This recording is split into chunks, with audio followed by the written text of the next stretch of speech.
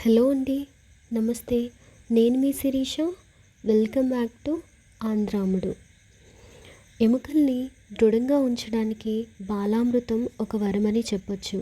ఇది పిల్లలే కాదండి, పెద్దలు కూడా తీసుకోవచ్చు.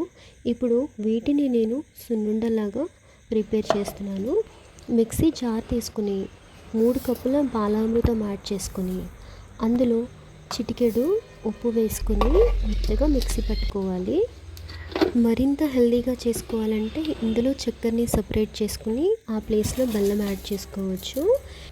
ఇప్పుడు మిక్సీ పట్టుకున్న పిండిని మిక్సింగ్ బౌల్లో వేసుకుని చిటికెడు ఇలాచీ పౌడర్ వేసుకుని మొత్తం కలుపుకున్న తర్వాత కాచిన నెయ్యిని వేస్తూ సున్నుండలాగా చుట్టుకోవాలి.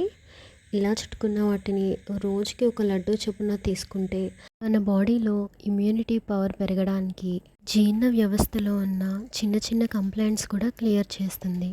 ఈ లడ్డూలో నెయ్యి ఇష్టపడని వాళ్ళు కాచి గోరువెచ్చగా ఉన్న పాలు యూస్ చేయొచ్చు, లేదా నువ్వుల నూనెనైనా యూస్ చేయొచ్చు.